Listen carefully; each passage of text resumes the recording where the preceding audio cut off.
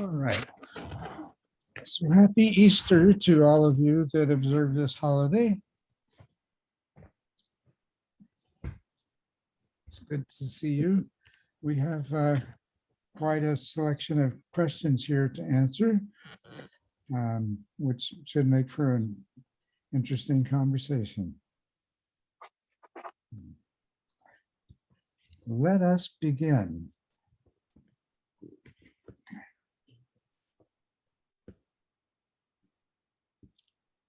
All right.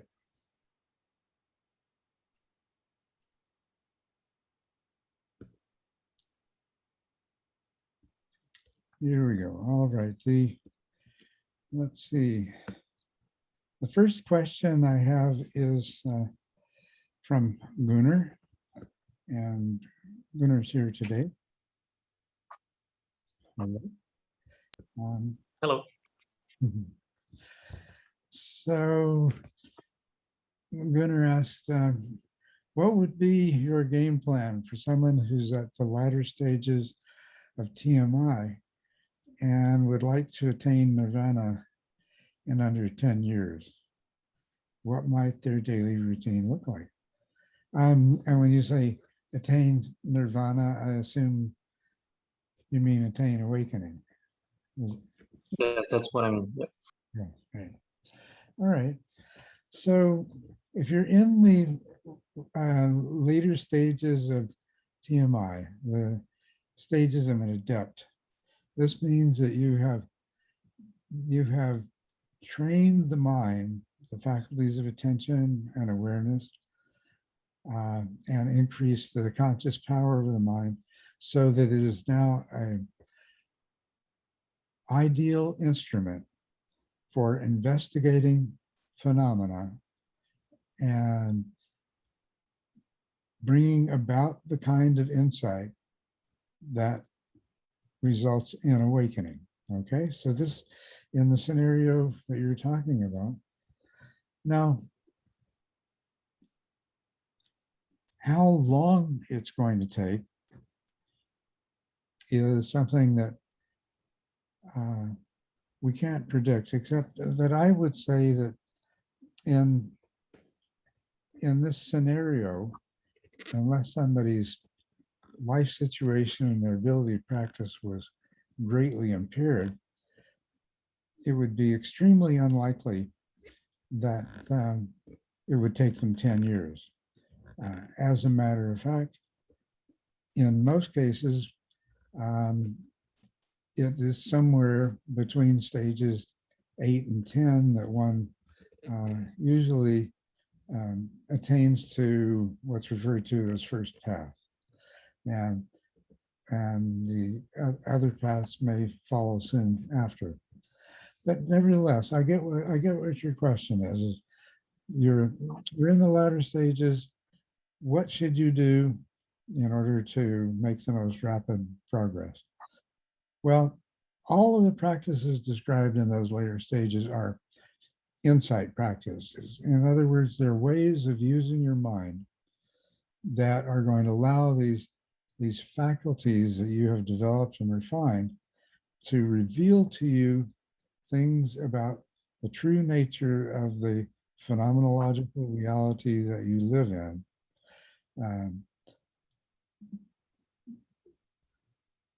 And you do those practices formally in meditation, and you're examining particular kinds of phenomena.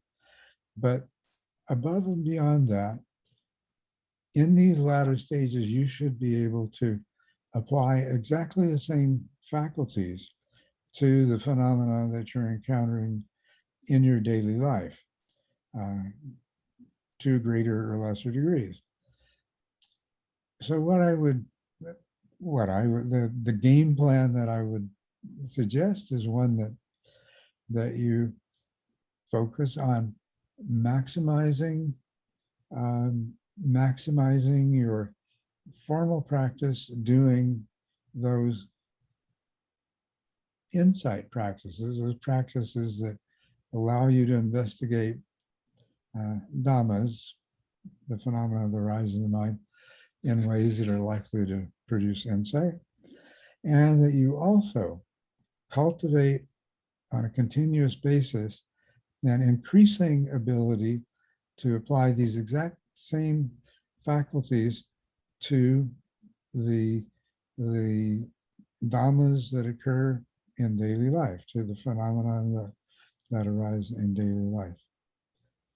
It's helpful to use as a framework the five insights that I've described in the introduction, or some similar system where basically you've taken different aspects of insight or wisdom, the wisdom that dispels ignorance and brings about awakening, using, for example, the dividing it into the five aspects of interconnectedness, of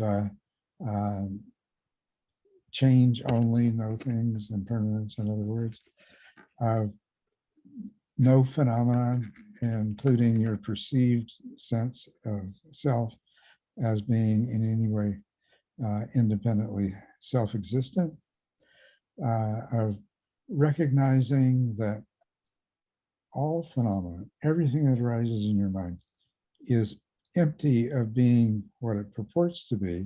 It's the mind's attempt to represent something. What this allows you to do is to hold any such views and ideas that arise very lightly.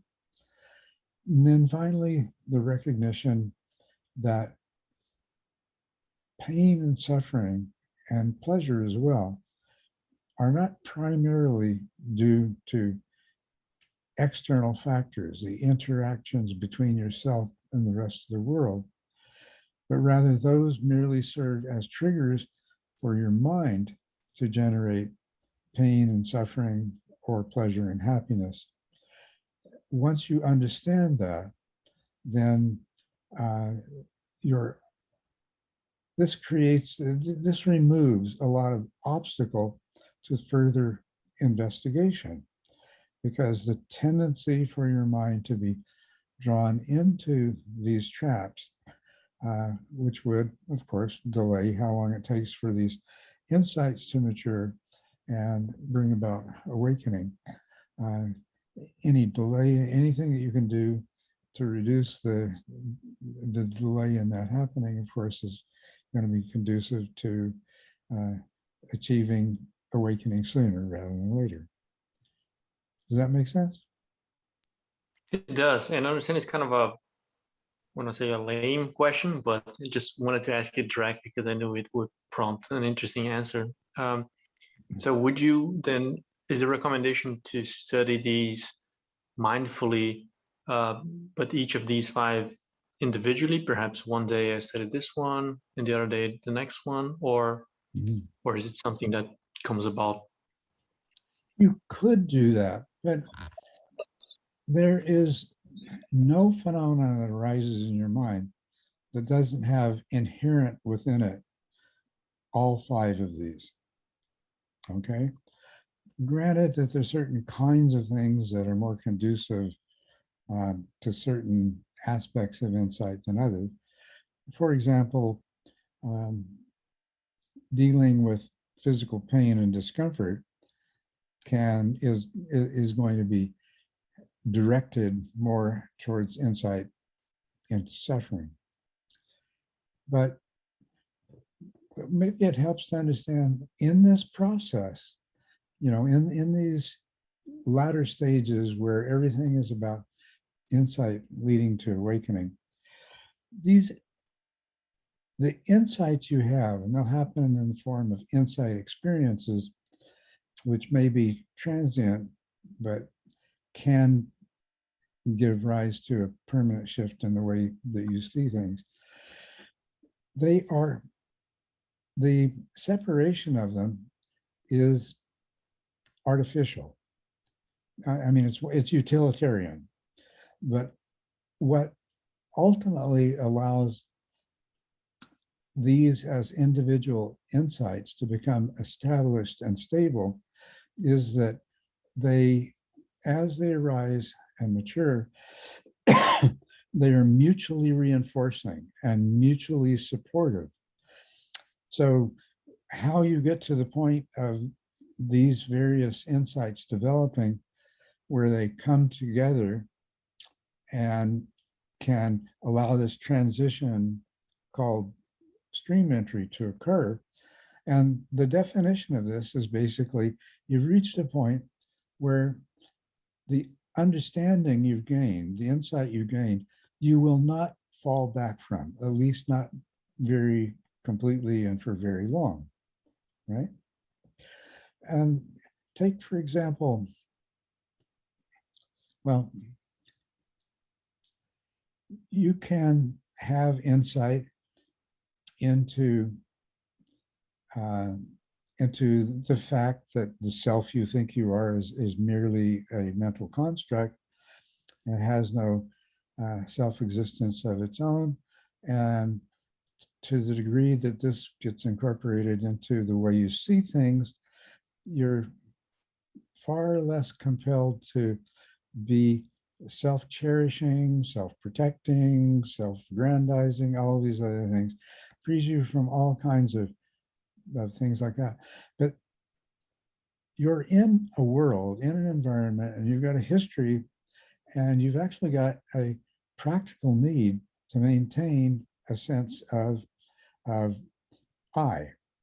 The trick is to maintain the knowledge that this is just a practical functional device and isn't real.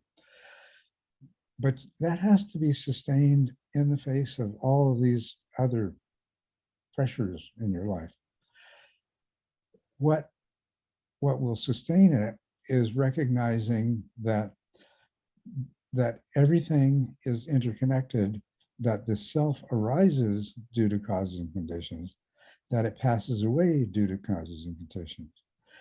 It is further reinforced by the realization that all those things that you thought were things arising and passing away really aren't and never were. They're just processes unfolding as a part of a much larger process. And therefore that applies to this idea of self as well. It's merely a process, continuously unfolding. It may appear to be a thing, and it may appear to be a thing that comes and goes, but it's really just a process in an interconnected totality. Further support and reinforcement of the understanding of the true nature of the self, of course, comes from realizing that no matter what view you hold in your mind at any given time, it's not going to have any sort of ultimaticity to it, and it too is going to be subject to further refinement. This will make all of these insights much more robust because they're reinforcing each other, right? And so when they reach an appropriate degree of robustness, they can actually replace the underlying assumptions that have been determining the way you perceive the world up to this point.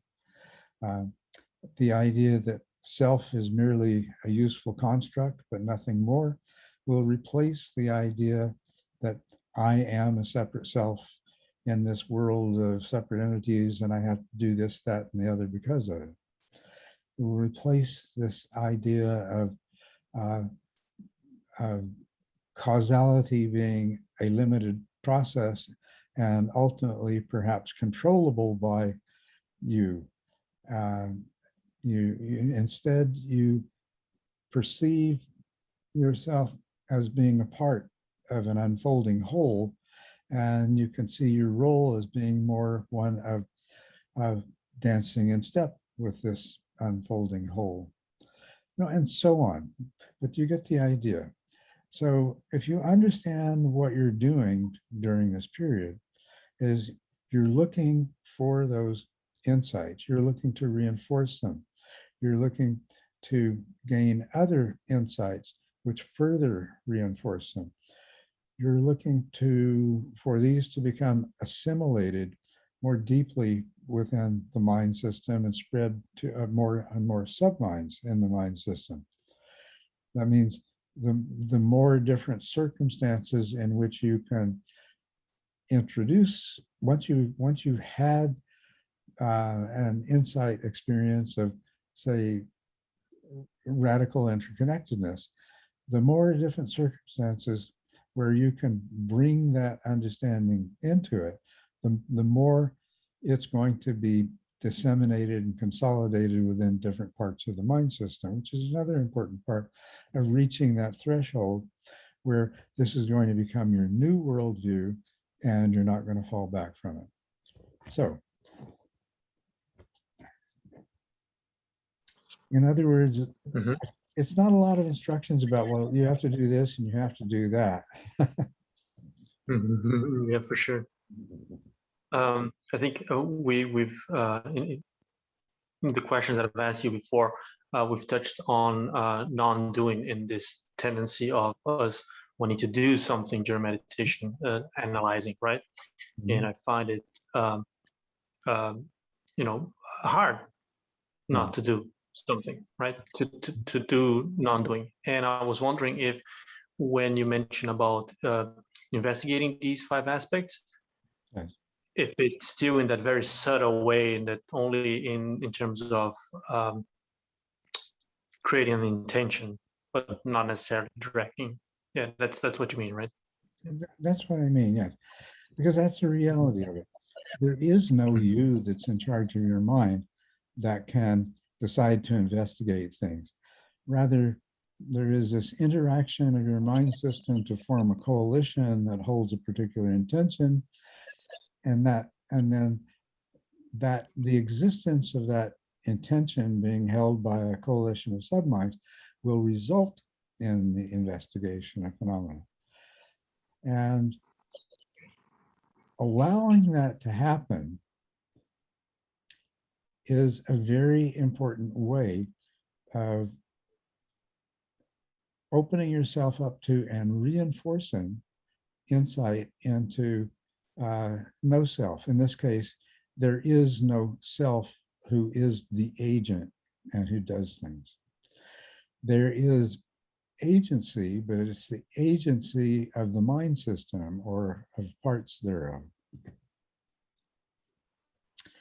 And I think I read a post which you've written, I don't know how long ago, about bringing awareness into the day-to-day life, right? And you mentioned involving the Dharma in all aspects of life, even to the point of, your social circle, the kind of books you read, kind of, like entertainment you consume, but, throughout your whole life. And I was wondering if this, this obsession, this it's kind of monk-like characteristic, right, of extracting yourself from the, I want to say, common society, if that is a prerequisite for awakening, if you think so. Well, there is no prerequisite and little value in playing the role of a monk-like obsession or focus. Where the value and importance is, it looks the same way from the outside, but where the real value is that you are dedicated to this. There's nothing more important. Why would you read the latest Stephen King novel rather than some treatise on the Dharma that might be helpful to you in this pursuit? Why would you hang out in certain social situations rather than those in which you have an opportunity to interact with kalyana mittas, with fellow travelers on the path, right? So, just to adopt the role of monk-like seclusion and focus is probably not going to be very effective. To instead make this your priority is, and to somebody looking at from the outside, they might not be able to tell a difference, but inside there's a huge difference. That makes total sense. Thanks for explaining that, Culadasa. I think that's all. Thank you. You're most welcome. Let's move on to some other questions here. Let's see, we have quite a few. TJ Inman, are you here, TJ? Seems not. What I like to do usually is answer the questions for the people that are here. Amit is here. Okay. Amit, you say, it seems that the knowledge is always in the form of mental fabrication. Knowledge provided by science is known as a mental fabrication that interprets a raw phenomenon. Knowledge provided by past experiences, which are the basis of the mindfulness that prevents us from doing certain actions. Or to be more specific, the knowledge or memory that comes from the previous moment of consciousness is a mental fabrication. Even the knowledge that sound comes from outside is coming from my brother arises as a mental fabrication. This is absolutely true. There not, there never has been, and there never will be anything that arises in consciousness that has not been completely fabricated by your own mind. Yes. So you go on to say, should one trust mental fabrications? What makes them true or false if these terms have a meaning? Well, these fabrications are the only thing that you have to work with. This world of fabrications is the world that you live in. It's the world that you're trying to understand. The insights that you're seeking are insights into the nature of this world of fabrications. It is what it is. To trust them, well, I know the basic premise of the whole Dharma is that these fabrications are being generated on faults and faulty premises. And the result of that is that we experience suffering, unnecessary suffering, and that these false premises and the mental fabrications that constitute our perception of the world lead us to do things that cause unnecessary harm and suffering to others as well. The fundamental premise is that if we can improve the fundamental assumptions by which the mind generates this fabrication of the world that we live in, that it's going to work better. Its predictive power in terms of knowing what to expect and things like that is going to increase enormously. But most especially the interpretation of your experiences in terms of the mental fabrications is going to shift in such a way that suffering is enormously reduced and the tendency to cause suffering. It's going to lead you to the place of a happy existence. We have no way to verify this, but what is reasonable to assume is that as we refine the perspective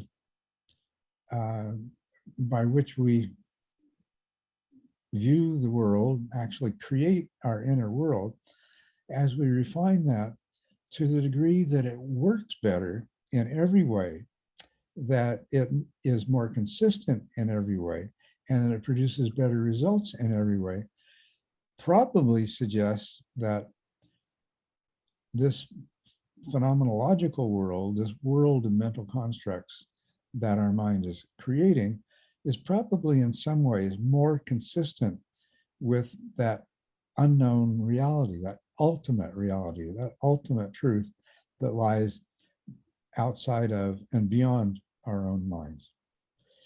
So the question of can you trust it? Well, what you can trust initially is that it's dysfunctional, right? You can count on that. You can trust it that it's dysfunctional, but you can also trust, and this is where your faith in the Buddha and the Dharma and the Sangha come from. You can trust that there is a way to change the nature of your mental fabrications, to change the nature of the world that you construct and live in hour by hour and day by day, that it is possible to change that in a very positive way. What do you think of that? Yeah, I think that's very true. And also, I read the sutta, like it was the Buddha gives this simile of the raft, and he says this purpose of this Dhamma is not grasping, but to reach the farther shore. Like these teachings are not true or false, but they just help us to reach a place that we are more happy. Mm-hmm. Yes. Seems like. Does that make sense to you? So that's right. Yeah. All we have is mental fabrications, and the holy life becomes a journey of just refining and improving those mental fabrications. Yeah. And that means that the ones you held yesterday get set aside in favor of today's. Yeah. Every stream you come to, once you've crossed it, you probably don't have any use for the raft that got you to the other side. You had written a little more. Is something else? And what to do if we're not able to form the intention we consider right? Sometimes, even though I can formulate an intention verbally, I notice I'm not holding this intention in the heart. Can we increase the probability of the arising and sustaining of a specific intention and make it strong enough? Well, we certainly can, and we do, and that's we've been practicing doing that. You've been practicing doing that from the first time you sat down with the intention to keep your attention focused on the sensations of the breath, right? And you weren't very successful, but you became more successful. The same thing that you described was true of those intentions as any other intentions. When you first begin to engage in forming certain types of intention, it may be more of an, as you say, sort of a verbal, an idea, but somehow it doesn't soak in. I mean, to use the mind system model, you don't get enough subminds convinced that this is worthwhile to make it actually happen. But you keep working at it and eventually happens. So this is just the way intentions work, you know, and especially in a composite mind like our own. It's like with a group of people trying to do something. You've got to spend some time working to get enough people on board that you start moving in the right direction. Okay. So like we should wait for an experience to convince that many subminds to hold this intention more firmly. Good. Yes. Okay. And all the little tricks to do that are described there. To the degree that you succeed even temporarily, you know, accentuate the positive. You know, this is a more subtle interpretation of look for the joy. Be patient, keep trying, keep in mind the potential benefits that are the reason why you want to form this intention. In other words, for those parts of your mind system that are already in favor of this, have them do the best possible sales job to convince other parts of the mind that this is a good thing and worth doing.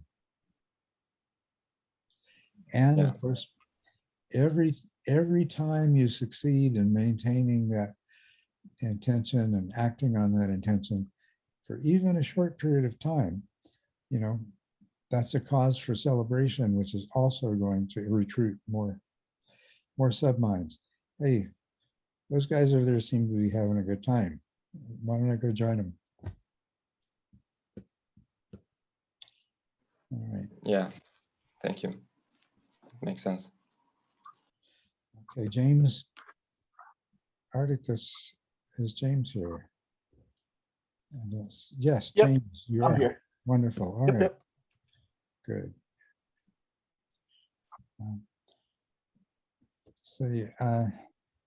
I'm sorry if this has been asked already.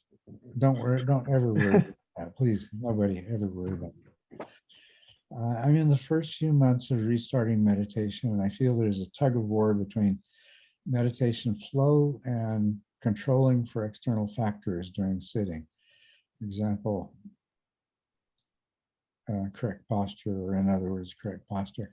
I can enter a flow where my breath becomes automatic and easy to follow, and at the same time, distractions arise but fade on their own due to their obvious unimportance.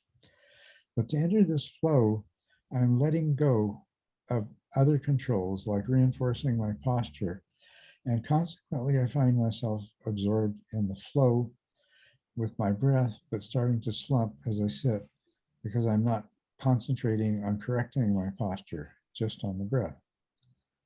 What would be your recommendation at this point in meditation? Should I be reinforcing basic posture continuously at the expense of entering this incredibly content flow, or is it okay to reinforce the enjoyment of each meditation session at the expense of better posture? Well, James, I think there's a possibility we're dealing with a different problem than the one that you are focusing on here. First of all, I would like to say about posture is that it is important. And at some points, it can be extremely important, and paying attention to it can be a great adjunct to your practice overall. That said, it isn't necessarily important. There are many people who, for various reasons, it's just simply impossible for them to engage in the ideal posture or even anything related to that. That is in no way an impediment to their success in meditation or in insight and awakening. In other words, posture can contribute, but it is not in and of itself necessary to the process. Okay. So all things being the same, you focus on the quality of your practice, and then in the later insight practices, you focus on the investigation process that brings insight to light. What I'm concerned about here is, you're familiar with what I say about dullness, right? Yeah. And I find this to be almost a classic description of a kind of sustained dullness. So this flow that you're talking about, your attention stays nice and easy on the sensations of the breath. And distractions don't seem to be a problem. They just kind of come and go in the background. My guess is they probably tend to fade more and more the longer you sit. So you're enjoying this state of very stable attention, this almost a flow state in the sense of a jhanic absorption with the breath. But you say, I'm letting go of other controls. Basically, what are those other controls? The reason that you or someone normally is able to sit and maintain a reasonably good posture for an hour or more at a time is because at a level where you're just subliminally conscious of it at most, there is taking place a correction. You start to slump and you're correct without it even registering particularly in there being a need to do that.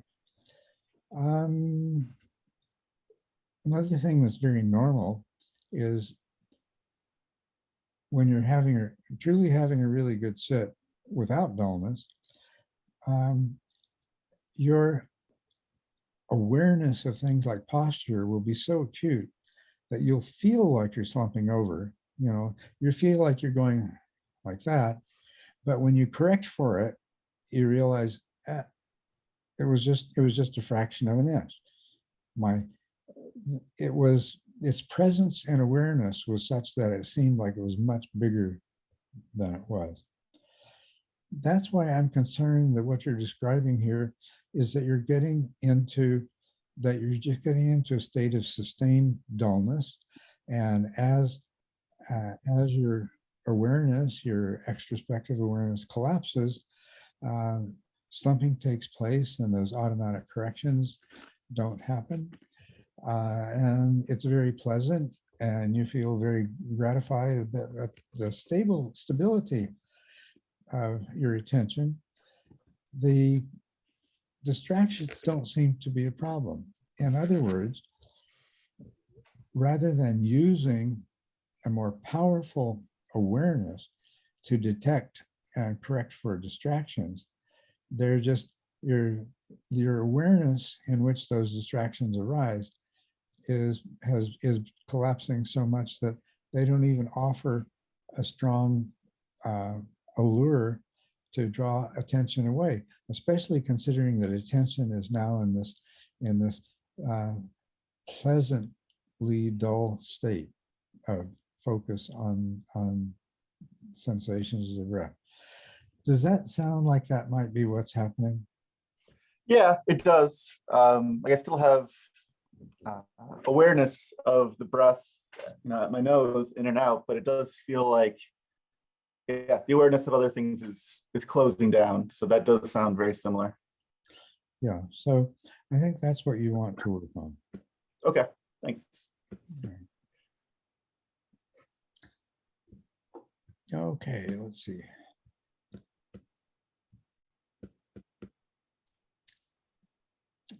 Yeah, you're here. It seems not. Okay, and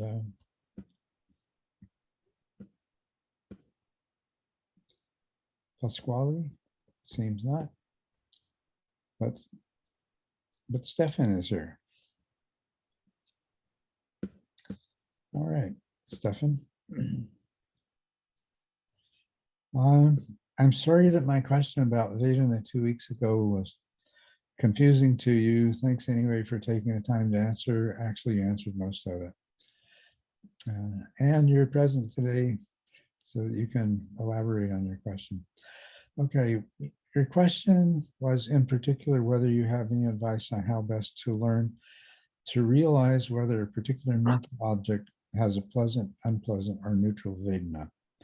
Can I trace the initial Vedana back from the current state of mind? Example, an emotion or thought. Let's say, for example, I notice the arising of a pleasant thought or emotion, which itself arose as an association after something else. Does it automatically mean that the initial mental object is accompanied by a pleasant Vedana? Okay, no, not at all. Are you practicing the second of the Satipatthanas, the mindfulness of Vedanas as Vedanas? Yes. Can you hear me? Yeah. Okay. Yes, sometimes I do Vedana meditation, and I try to focus on these unpleasant, neutral, or pleasant feelings. But I also, when I do normal meditation, or even during the day, I sometimes Mhm. think of that concept and I try to understand it. So I'm actually applying it Okay, all the time. that's wonderful. I'm really glad to hear it. So it's a great thing to be doing. Um, so when you do this practice, it starts off just very simply.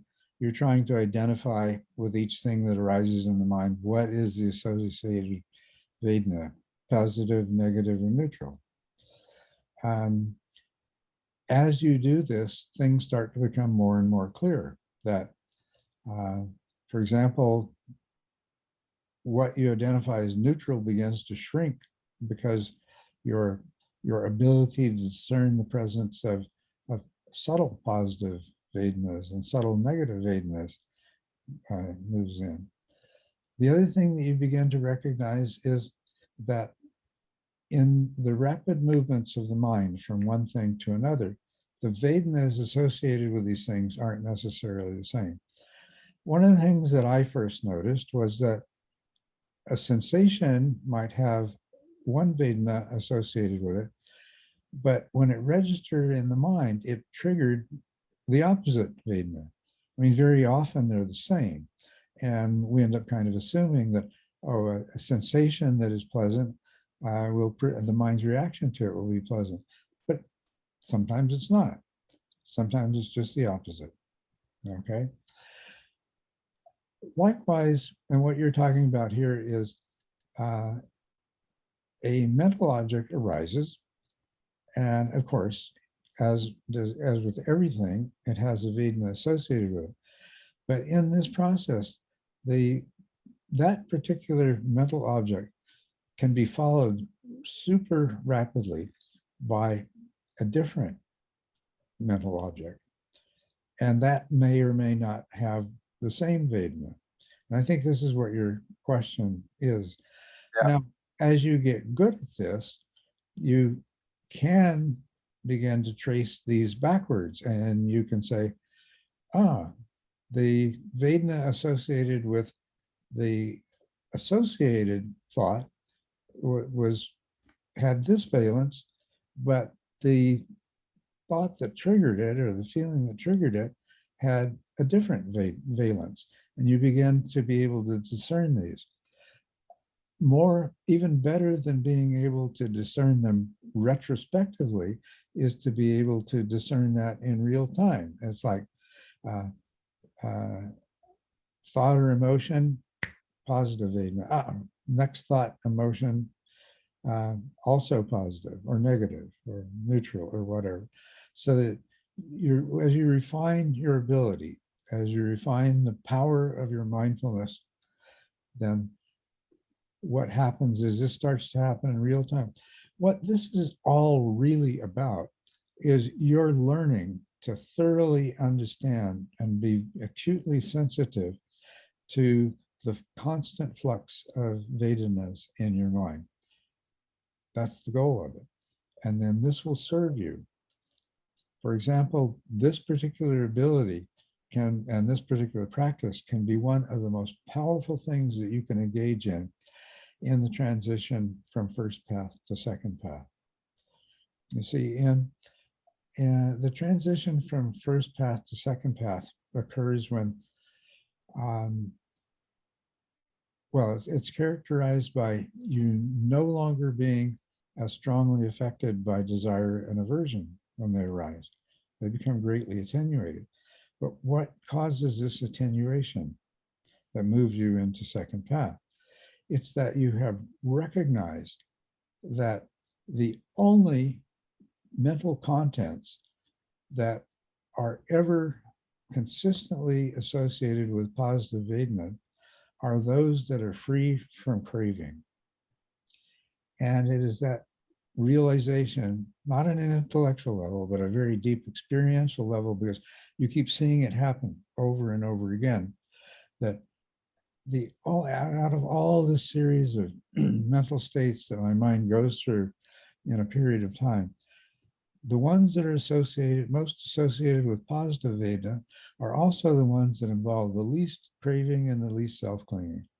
And it just twigs, boom, right there.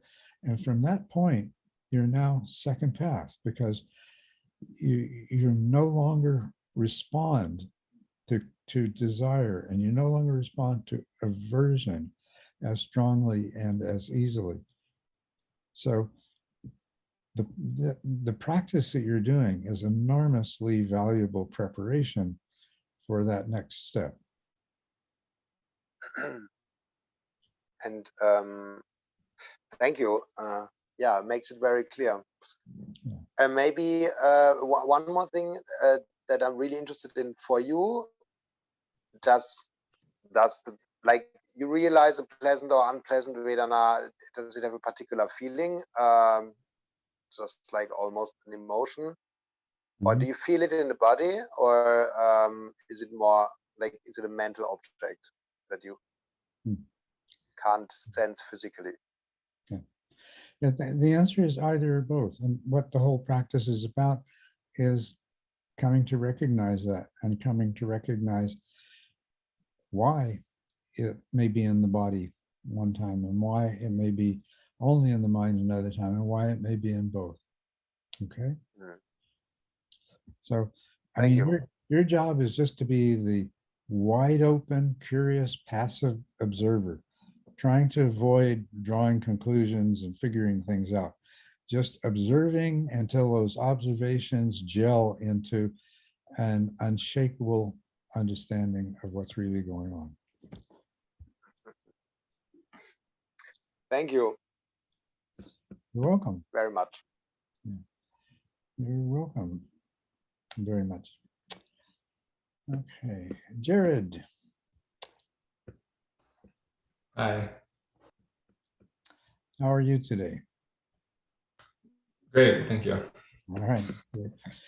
Let's see. Yeah, I'm really glad you're here, so that you can get clear on some of the words you use. In the early stages, it seems there is a progression of wandering to breath in the background to breath in the foreground. Now, I just like to get a little clarification around this statement.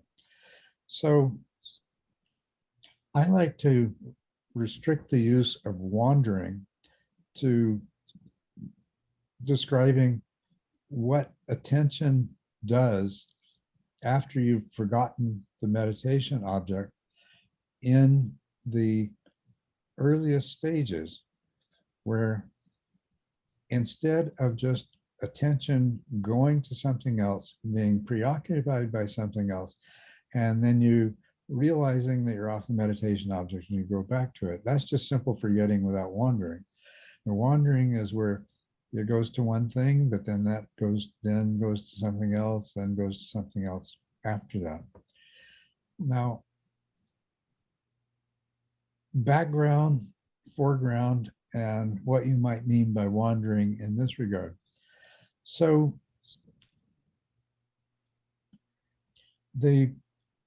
when there is gross distraction, when there are one or more things that are occupying more moments of attention in a given time period than attention is devoted to the breath, then attention to the breath as obviously is experienced as being in the background. And when in a given period, more moments of attention are following the breath, then it's in the foreground. So, so just to be clear on what we're talking about here, is that what you're talking about? That in the early stages, sometimes the perception of the breath, the attention to the breath is more in the background because there are more, there is more gross distraction in the foreground, or and sometimes it's in the foreground because there's less distraction. Is that what you're referring to? I think the distinctions you're making are helpful, and it is what I'm getting at. When I said wandering, what I meant was that starting out as a beginner, that perhaps more time than more moments of attention are on something you forgot the breath, and most of my moments of attention are on anything really. Yeah. Okay. But Well, that's when great. you're saying that it's in the background, or more moments of attention are on gross distractions than on the breath, are you saying that's happening simultaneously, or It feels simultaneously, but as your perception becomes more refined, you realize it's an alteration. So instead of describing it as wandering, let's describe it as alternating attention. So your attention's on the breath, but it alternates briefly to these other distractions in the background. And so this is, as it does so, your experience is that the breath, the attention to the breath is kind of shifting more towards the background, and these other distractions are coming more to the foreground, right? And then you tighten up your focus so that you're staying on the breath. There's less alternating attention taking place. And as a result of that, then your subjective experience is my attention is on the breath, and the breath is much more in the foreground. These other distractions are present in my mind, but they're in the background. So I can see why you use the term wandering, but I use the term alternating attention to distinguish between this and how I use the term wandering. So your attention is actually moving back and forth between two things very quickly, and staying on either one of them for different lengths of time, and making those movements with greater or lesser frequency. So you can see just from that simple sort of model that if the net number, if the net period of time that your attention is on the breath, that the breath is going to be clearer and in the foreground. And the net amount of time that it's on distractions and not on the breath, the more the breath is going to appear to be more in the background.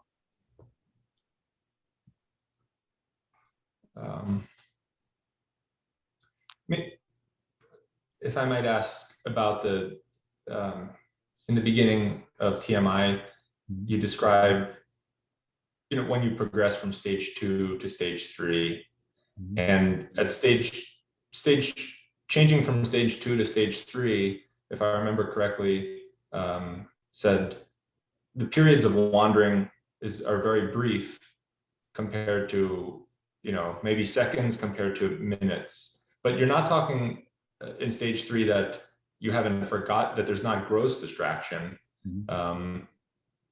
But are you saying that how far before it becomes wandering, so to say, or a forgetting versus a gross distraction, how long are we talking in there?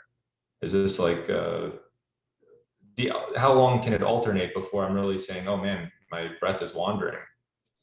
Well, here's where it's good to make a clear distinction. In stage 2, where we're trying to overcome wandering, what we're trying to overcome is the fact that you completely forget the breath for a period of time. And if during that time that you've completely forgotten the breath is completely gone from your consciousness, if your mind first thinks about one thought and then moves on to another thought and then to a third and a fourth, obviously that period where you're totally off the breath is going to be quite long. It can be, it can be 10 minutes, right? And in this stage, we're not concerned at all with, during those times that you do have your attention on the breath, we're not concerned at all with how much or how often it alternates with, it's just alternating with distractions in the background. All we care about is that part of what it's spending time on is still the breath, okay? So when we move to the third stage, now we're at a place where rarely does rarely when you completely forget the breath, does the mind go from one thing to another. It completes that one thought that made you forget the breath. And then because you've developed this introspective awareness, then that realization that you're not doing what you intended comes on much more quickly and you're back. Now, because you have these longer periods between forgettings, then now you can start working with what's happening in between forgettings. And so here now you can begin to discern that, yeah, sometimes even though during this whole period of time I've had my attention on the breath, I've been aware of the breath, sometimes it's been in the background and sometimes it's been nice, strong, clear in the foreground. So also is the realization that it's those times when the breath is in the background, and the more in the background it is, those are the times that I'm most likely to then forget completely and think some other thought for a while. So now you can begin to work with that. And when you realize that the breath is slipping into the background, then you can correct for it. Or you can begin to check in and say, just what exactly is happening in my mind? And you realize, oh yeah, the breath was slipping into the background. You can even recognize what it was that your breath was spending time on, or what your attention was spending time on, in addition to the breath. You know, and you can recognize that, oh, if I'm going to forget, I'm probably going to forget because I end up thinking about this other thing. Okay.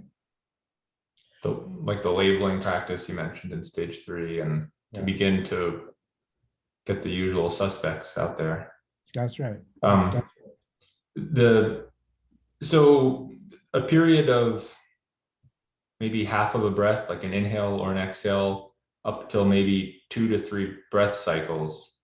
If something else if my attention has gone to something else, and like you said, maybe just one individual thought or idea, this is more of, as the book describes, forgetting. I forgot the breath, but okay. Yeah, that's this idea that the breath is in the background is hard. When I hear the breath is in the background, that makes me think that I'm still thinking of it. But for me, when even if it's just for one breath that my mind went somewhere, I say, wow, it seems like I was gone. That's right. Let's say that there were 50 consecutive moments of consciousness, and during those 50, scattered along like a string of beads, there might have been 60, or no, with 50, there might have been 30 out of those 50 that were on the breath, and the other 20 were on something else. That's going to give you this experience of the breath is not as clear and it's more in the background. Okay. Now, in terms of distinguishing between forgetting and alternating attention here, there is no hard, fast line. We can't say, all right, when your attention is on something else for 50 milliseconds, that we're going to count that as forgetting. I mean, that's too absurdly small. I mean, that would really be more in the realm of alternating attention. But if your attention is on something for half of a breath, half of an in-breath, then, you know, it's best to treat that as forgetting and to work to reduce that. Right? But there's not any hard and fast line, and there doesn't need to be, because as you move from overcoming obvious occasions of forgetting, then the next thing is you want to move to reduce the alternating attention and the amount of time your attention spends on something other than what you intend it to. So it's just a continuation of the same process. You just use different labels. Got it. Thank you for explaining that. You're most welcome. Yeah. Okay, anybody else have anything that they'd like to bring up? I think I have at least a couple of questions from people that aren't here, but I'd rather respond to anything further that any of you here have that you'd like to talk about.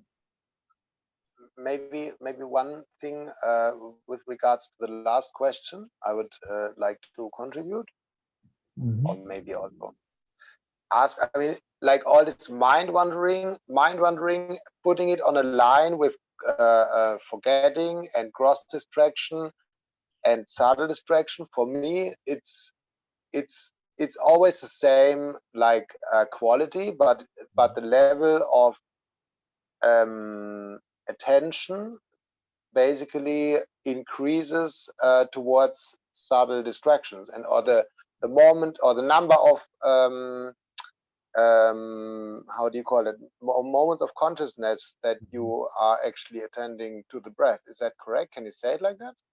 Like from mind wandering going towards gross distraction and subtle distraction, and like subtle distraction being actually something where most of your consciousness is on the breath, and mind wandering having basically zero. Right. Exactly. Can you say that? Okay. Yeah, you certainly can. That's really the intention. It's just creating a conceptual model that makes it easier for us to work with the what's actually happening in our minds when we're sitting there on the cushion with our eyes closed.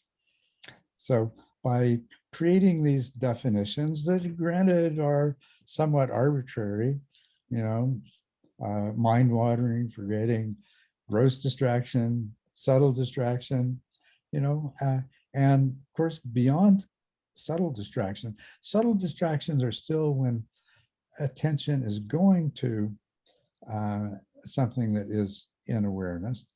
But beyond that, we get to the place where even though things still arise and pass away in awareness, and we're talking about stage 6 here, the attention just doesn't budge. Attention it ignores it, not interested in it. And so of course that's the next step, right? Yeah. So it's a continuum. We're just trying to create a model that we work on. Yes, Jared. Culadasa, you mentioned the moments of consciousness, and Stefan, you also referenced this. I know that this is it's one of the interludes. I didn't read it because it seemed like I was reading ahead. Like the practices and techniques are on stage 2 and 3. Do you recommend that I read that? I think it's after stage 4. So yes, please do read ahead so that you can get, you don't have to read in the same depth as the chapters where you're actually working, but you do want to get this picture of where you're headed. It'll help you to understand where you are, to know where you're headed. And also, there's an interlude on moments of consciousness model. And some of the things that I was just talking to you about, if you go ahead and read that, it's probably going to help to put that in perspective too. Perfect, thank you. Yeah. All right, well, Pasquale has joined us. Welcome. Glad that you could make it. And finally, I was saving your question for when you got here, and so now you're here. All right. everything seems to happen on Sunday, so sorry about that. Okay. You say, for someone who is awakened, can one do mentally demanding tasks back to back without the emotional downtime that is sometimes needed to switch gears before conducting another task? Well, yes, within a realistic way of defining these things.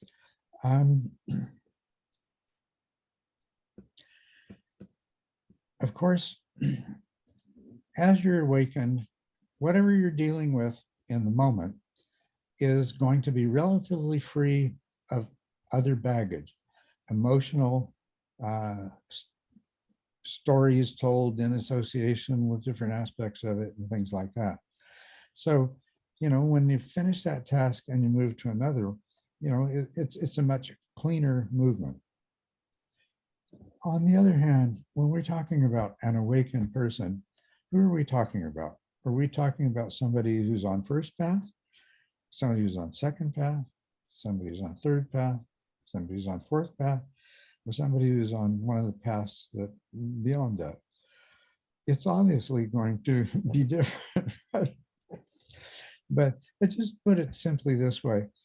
The mind increasingly gains more flexibility and clarity and everything else, the more awakened that you become. That get to what you're asking? Yeah, I guess my idea is, I mean, it's sort of an entertaining thought. I thought, like, mentally you can probably, it's easier to, smoother to move from one thing to the other, but you're still limited by your, like your biology. Like, you still gotta sleep. You still gotta do the things that you're still stuck with the body, right? I was Absolutely. just kind of curious about the other stuff because, I mean, one of my teachers was kind of this, just never-ending work, and it's like, my God, how does he do that? But I think maybe some people get a wrong idea that if you're awakened, you're going to be just like that. But I think he was kind of that super energetic person to begin with, right? So it might be confusing one's mental ability with your physical ability. So I was just that's what I was curious about. Yes, yes. That's a good question. There's another side to it too. And that's that an awakened person, just like anybody else, can become overly enthusiastic in their dedication to their teaching, to guiding their students. They can overload themselves. They can leave themselves so busy that there's a lot of things that should be attended to or time given to that don't. And there's nothing about being awakened that prevents that. The only thing is that somebody who's awakened, when they realize it's a problem, and the way we know something's a problem is some kind of discomfort, dissatisfaction, something unpleasant happens. And so then the awakened person is alerted through that sensation that, okay, there's something I got to deal with here. And so they don't go into reaction against it or resistance. They just approach it with, okay, there's a problem. I'm glad I realize it now. Is there anything I can do about it? If so, what is it? And let me get busy doing it. So yeah. You had a couple more parts to your question. Okay, for someone who is awakened, is it easier to be blindsided by one's own shortcomings?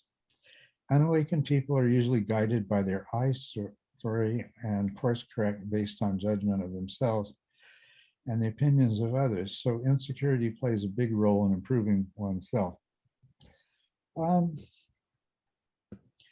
Now, it's not that an awakened person can't be blindsided.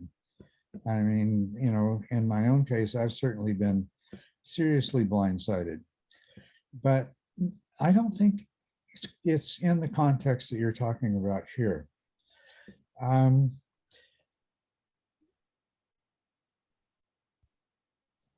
So these things, an unawakened person is telling their own stories and they are judging themselves and they are judging themselves through the eyes of other people and all of this kind of stuff. And sure, that does help them moderate their behavior. And that does help them recognize things that they're doing that they might otherwise not have been aware of. as the more awakened one becomes, the more one is naturally in a very high state of awareness. So you don't need these stories and these imagined scenarios of what if I did this and how would other people see it and judge. That's not necessary anymore. Okay. But you know, it has its own pitfalls.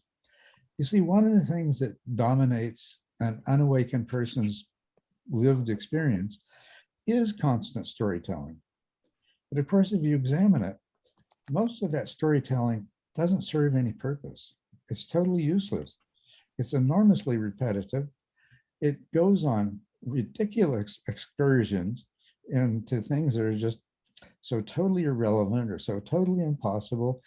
And it likes in particular to go on excursions into things that are emotionally fraught in one way or another. It's just a huge waste of time. Now, but our inner narrative plays a very important role. How do you plan your day? You're an awakened person and you've got meetings with people, like meditation interviews, maybe with students, you have classes to teach, you have things that you promised to do or write or deliver to somebody. You know, this all requires narrative. Somebody asks if you're available to do an interview next Tuesday. Well, you have to make reference to a narrative to be able to answer that question or make the decision appropriately. Like, yeah, maybe I have time, but on the other hand, it's not the best use of my time to do this interview. All of that kind of thing. Narratives are still there. Narrative's important. The only thing is that unimportant, useless, time-wasting narratives come to an end. So let me just go back to this. So now this is a place where, you know, I'll just speak from my own experience. Where I got in trouble was, you know, these long, big scale narratives. And these are the kind of narratives that usually include things like what is going on with other people's thoughts and behavior and mind and attitude and things like that over an extended period of time. I was very busy and engaged. I had all kinds of useful narratives going on about this week and this month and today and this afternoon. But I just didn't see much use in and didn't have much time to engage in these longer term narratives about what was happening to the attitudes of the people that I had put on my board of directors, what was happening to the feelings, beliefs, ideas, etc. of my wife, things like that. I ignored that. Oh, I didn't ignore it. It didn't even occur to me that looking at this extended narrative involving other people and their thoughts and feelings and opinions, it just didn't seem important. It seemed like I had more important things to do instead. And so it didn't occur to me to do. And then I got blindsided big time, hugely, majorly. And it's like, afterwards, I had to sit back and it took me weeks to figure out what had really happened. And then the pieces starting to fall in place. Oh yeah, I remember when that happened. Oh yeah, I remember when that shift took place. You know, and had that been happening at least to some degree for the preceding couple of years, I would have spared myself a lot of difficulties and other people difficulties as well. I think what comes to mind was also a Q&A from last year I remember watching, was you mentioned something about purification that I can't really, I'm not going to repeat it well, but I'll give it a shot. But it was something to the effect of when one becomes kind of purifies more and more, you can kind of you're not aware of. Yeah, I'm not going to be able to do it. Kind of like if you're have a, I don't know, bad attitude, or you're just you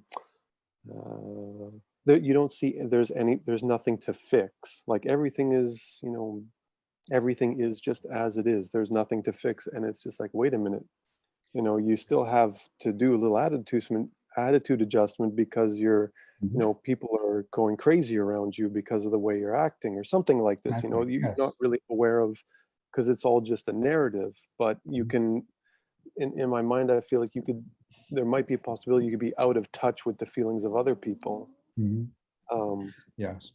Yes, and that is very true, and that's very real. One of the things is, we all have histories of various kinds of psychological and emotional and other events, traumatic and otherwise, which have shaped certain, you might call them personality characteristics, but shaped certain patterns of behavior that we have. They become habitual. They're so much a part of how we behave that they've essentially become invisible to us. And awakening by itself doesn't make you aware of those. It doesn't, and if you don't become aware of them, then you don't realize the problems that they may cause for other people. And so, as a matter of fact, if you look at some of the biographies of well-known teachers, you'll find a lot of them have these idiosyncratic behaviors, which to somebody else seem like, how on earth could that be compatible with being awakened? But it really can be, because and you're blind to it. You didn't even know that there was this habitual pattern. It just automatically kicked in. The stories of Ajahn Chah's dog would sleep on the step of his kuti, and when he opened the door to come out in the morning, he'd kick the dog to get him out of the way. And of course, people would say, well, what kind of an awakened teacher is this that kicks his dog? But anyway, so there are all kinds of things like that. And one of the wonderful things is that an awakened mind can delve into and understand and take appropriate action on these things enormously more effectively and efficiently and quickly than an unawakened mind. And with a little bit of help in recognizing these kinds of tendencies, they can bring an enormous amount of mental clarity and mindfulness to it. It's just what is. You only need something to bring it into your consciousness, and then you have this awakened mindfulness to deal with it. But yeah, that's one of the things that people want to project some kind of perfection onto spiritual teachers and onto awakened beings, that in some senses it's there, but in other senses it's just unrealistic to think that wisdom about these large-scale things and training, years of training on the cushion, are going to somehow do a complete radical house cleaning for one's entire psyche. It's just unrealistic. It's just silly. Makes sense. Yeah. So you had one other thing. You had another question about empathy. Yeah, I think it kind of ties in with what you just mentioned, but anyway. Yeah. Yes, it does.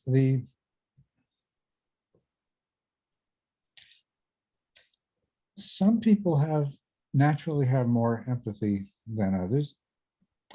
And empathy is also something that the more you apply it, the more that you have.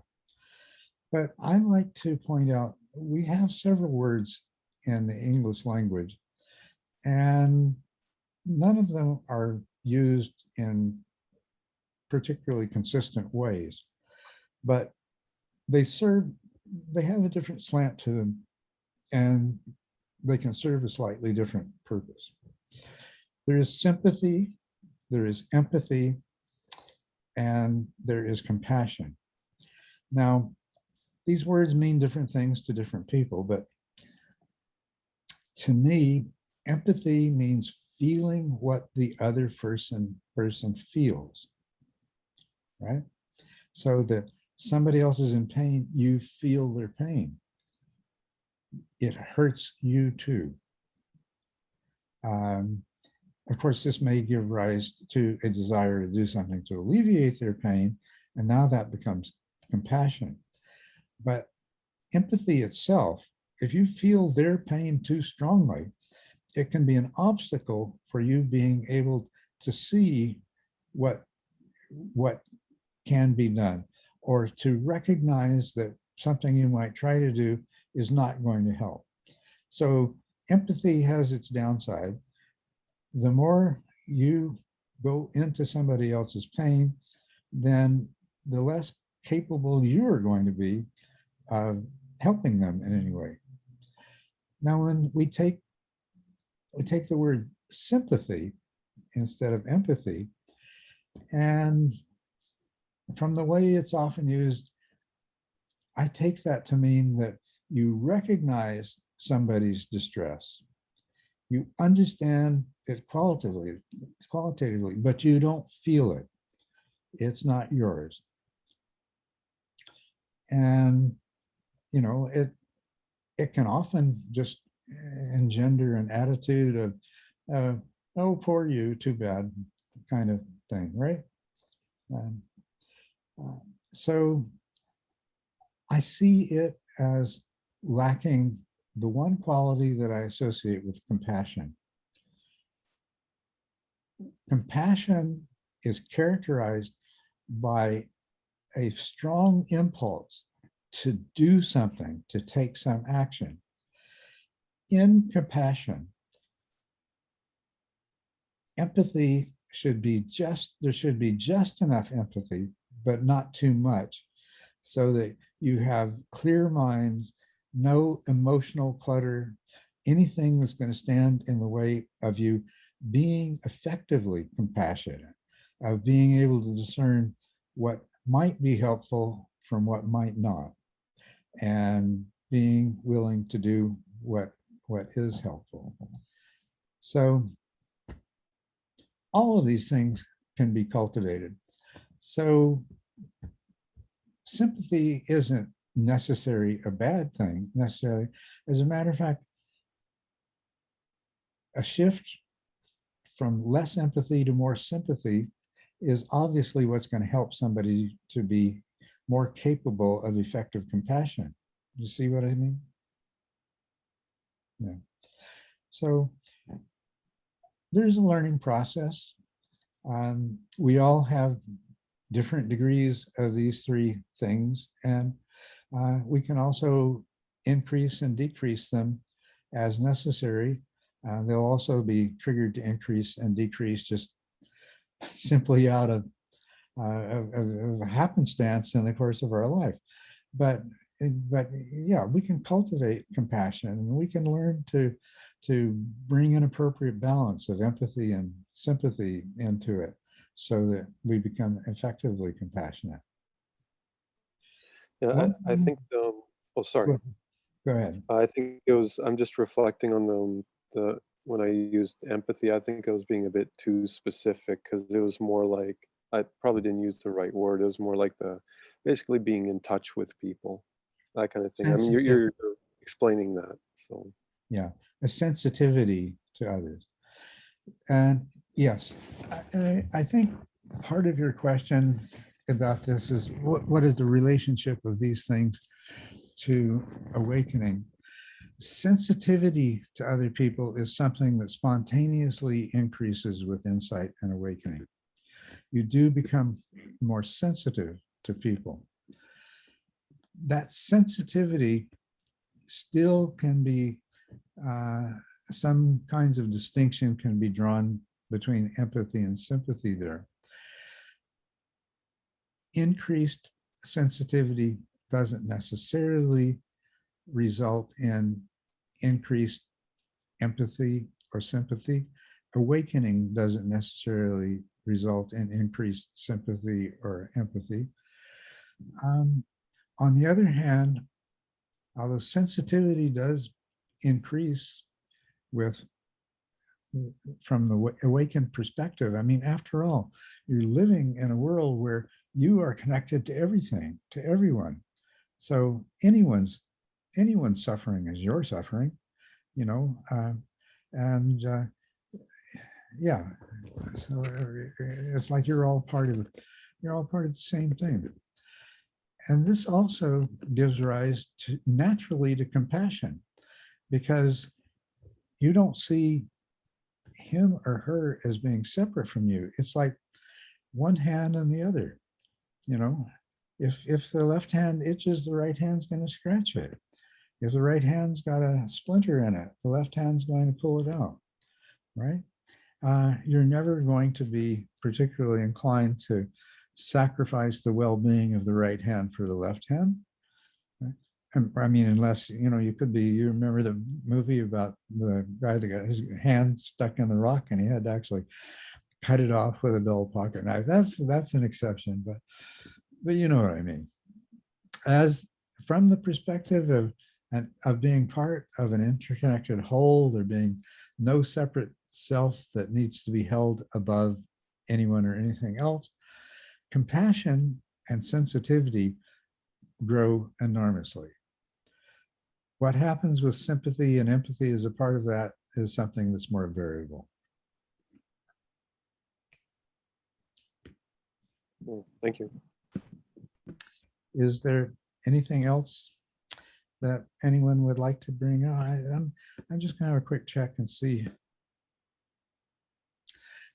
We have one question from Yair that I didn't get to today, and one from TJ Inman, but I managed to talk away a reasonable amount of time here. So I'll have to come back to those, but before I go, anything else any of you want to bring up, touch into?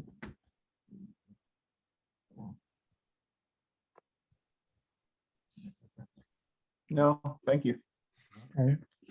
Well, thank you all. I did enjoy this session, and I look forward to seeing you again in 2 weeks. So take care, be happy. Thank you very much. If you're observing that. Bye-bye. Thank you. Take Bye, care. everyone. Bye.